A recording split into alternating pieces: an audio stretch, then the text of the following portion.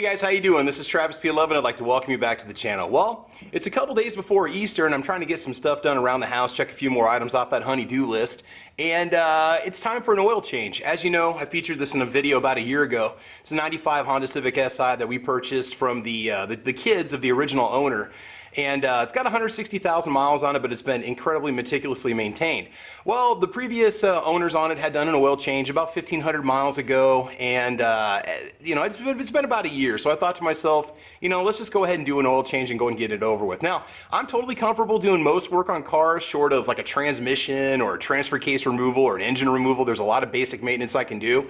Anytime I work on something the first time, there's a bit of a learning curve. So I just want to kind of share some tips and tricks to help you make your 90s Civic oil change a lot more painless. Okay, now again, I'm not a mechanic. You might see some practices here that you might consider unsafe, but I just want to go over with you what I did and how I did it. Now, I'm not totally done yet. I'm about 3/4 of the way through. I still need to finish filling it up. I still need to start it up and make sure there's nothing leaking and so on, but we'll cover that stuff real quick. So if you're going to do a 90s Civic, 1990 Civic oil change, and I've got the 1.6 liter VTEC in this car. This is some stuff you need to know. First of all, I was using Mobil 1 synthetic. This is what the previous owner used. I used it too. If you buy the 5-quart jug at Walmart, at least here in Nebraska, it's like $25.85. Now, you only need 3.5 quarts when you fill it up. So I just counted down 1, 2, 3, put a little tape line across the halfway marker. Once I hit about the 3rd quart, I start checking the stock more and more to make sure I'm not overfilling it. The top of the tape line is basically a half quart between 4 and 5. And so, well, this would make it 3.5 actually. So for 26 bucks, it's a lot cheaper than buying it at $8 a bottle at Walmart. I was just gonna get the 4 quarts and I thought, you know, this is crazy. Granted, I won't have a half quart to take with me if it ever starts burning oil, but the car doesn't, so I don't worry about that. As for the filter itself, I've been using Fram filters for 30 years, no, 25 years, something like that. And this is a PH3593A. This will work in most of your VTEC 1.5 liter engines and 1.6s for your 90s era Hondas. Now, obviously you want to check the catalog, but my local Walmart has them. They're about $3.77. I use a little oil pan here that's got some plugs on the top and the side so I can capture the oil as it comes out. Now, unlike the Jeep where I can practically slide underneath of it, the Honda Civic here is a little bit more of a challenge. Ramps did not work. The front end drags as you go up the front. Actually, I didn't even get the plastic on the metal when I realized that these weren't going to work. So if you have some lower ramps than say maybe it's about a 10-inch ramp, you're probably going to want to go that route. Obviously, you want to put a couple chucks behind the wheels as you lift it up. Now I'm using 2 different jacks here. I've got a Harbor Freight jack that I use to prop it up, and then underneath the vehicle, on the floorboard, I put the 2-ton floor jack underneath in case it would happen to drop, it would catch it. You could probably go ahead and put your floor jack anywhere along this line, but know that there's plastic underneath here and you don't want to break it. I took the other floor jack and put it underneath the tow hook latch right here, which is part of the frame, and that's going to help grab the car in the event that it would happen to drop on me. Yeah, you do have a bit of an angle going on, but it's not too bad. Look at that. Look how clean that is. Isn't that beautiful? God, this thing is amazing. I love it, love it. Okay, and then over here, I have another floor jack, hydraulic jack, but I don't have a floor jack sitting there next to it to catch it because I'm gonna be catching it on the right-hand side. When it comes to actually taking off that drain plug, let me go ahead and save you a little bit of misery. You're gonna need yourself a 17mm socket to get the drain plug off, but wait, there's more.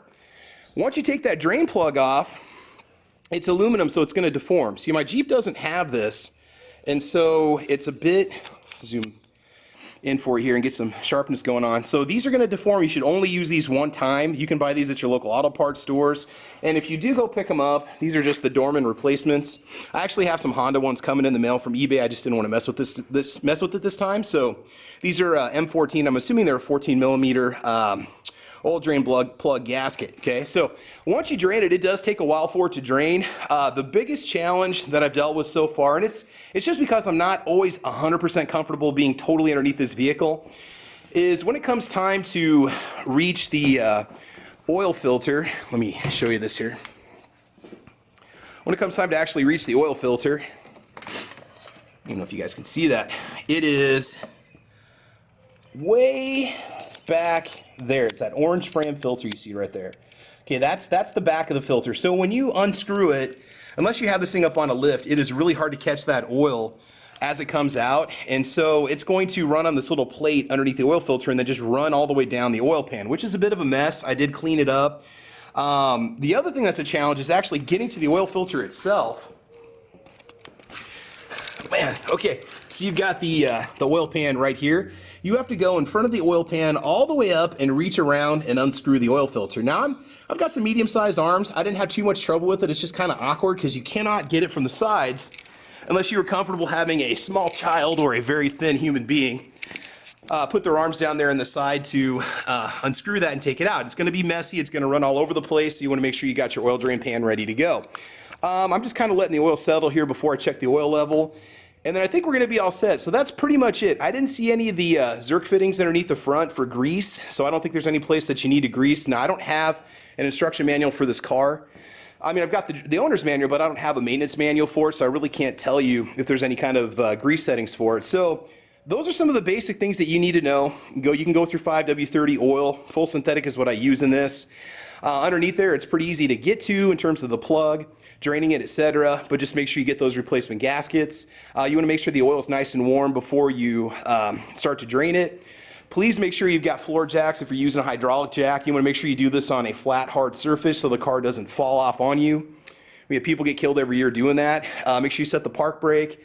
I leave it neutral because I don't want to leave it in gear in case the tires would get offset when you set it back down on the ground.